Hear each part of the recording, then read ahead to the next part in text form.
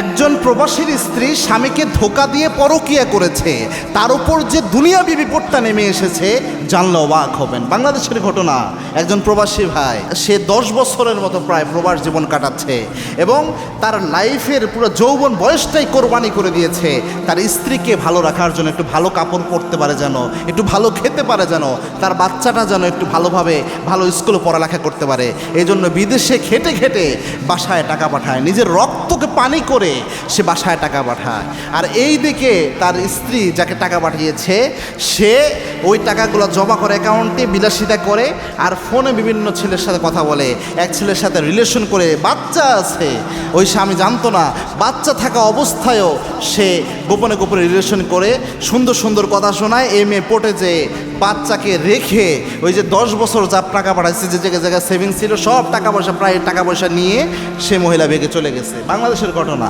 এখন এই ব্যক্তি যখন শুনতে পেয়েছে প্রবাসী থেকে যে তোমার বউ তো চলে গেছে বাচ্চা রেখে এক ছেলের সাথে পালিয়ে, ওই ব্যক্তি বলছে যে আমার মনে হচ্ছিল যে আমার কলিজাটা মনে হয় কেউ বের করে নিয়ে ছিঁড়ে ফেলে দিতেছে, এরকম কষ্ট অনুভব হয়েছে। হার্ট অ্যাটাক হয় নাই অল্প সময়ের জন্য, কেন এটা অনেক কষ্টের একটা বিষয়। হ্যাঁ রে, যার জন্য এই কাজটা করলাম সেই ধোকাটা দিল। ওই ব্যক্তি যখন দেশে আসছে, এসে দেখে এই অবস্থা।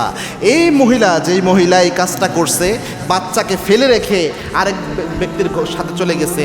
ওই ছেলে তো প্রথমে অবিবাহিত ছেলে, প্রথমে চিন্তা করছে এই মহিলার মধ্যেই মনে হয় যত সুখ সব এখানেই আছে।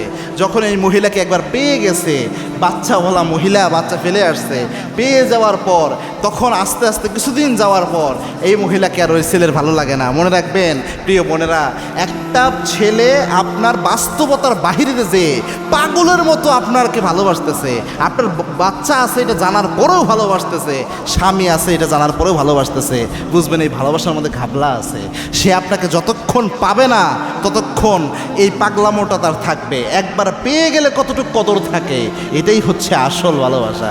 এই জন্যে ভালোবাসা যেগুলো বর্তমান আপনারা বলেন এগুলো সব ফেক, এগুলো হচ্ছে এক একটা স্বার্থ থাকে পেছনে, যার কারণে এটা করেছে। অবশেষে এই ছেলেটাই পরবর্তীতে একটা সময় যে বলছে যে আমি কোনো, যখন আশেপাশে সবাই বলছে তুমি মানুষের বউ ভাগায় নিয়ে আসছো, এভাবে টিটকারি মারে ওই ছেলেটাকে যে বুড়া মহিলা বিয়ে করছো, এই টাইপের কথা শুনে ও মানসিকভাবে পরিবর্তন হয়ে এই ছেলে আবার পরবর্তীতে ওই মহিলাকে ছেড়ে দিচ্ছে। এখন আবার মহিলা আগের হাজবেন্ডের কাছে যখন ফিরে আসতে চায়, সবাই বলছে না ওই মহিলাকে আর ঘরে নেওয়া যাবে না।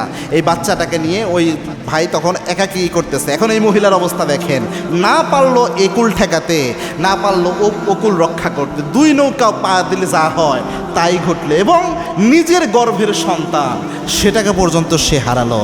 এবং দুনিয়াবি এই মানসিক অশান্তি আল্লাহ তার জীবনে দিলেন এই পরকীয়া নামক ভয়াল থাপার কারণে। পাশাপাশি আল্লাহ রাব্বুল আলামিন কিয়ামতের দিন এই জুলুমের জন্য না জানি কি করে, আল্লাহ ভালো জানে। ছোট্ট মাসুম বাচ্চাটা যে মা বাবা হারা হলো, এই জন্য যে কি হবে আল্লাহ ভালো জানে, কারণ তার উপর জুলুম হয়েছে এটা।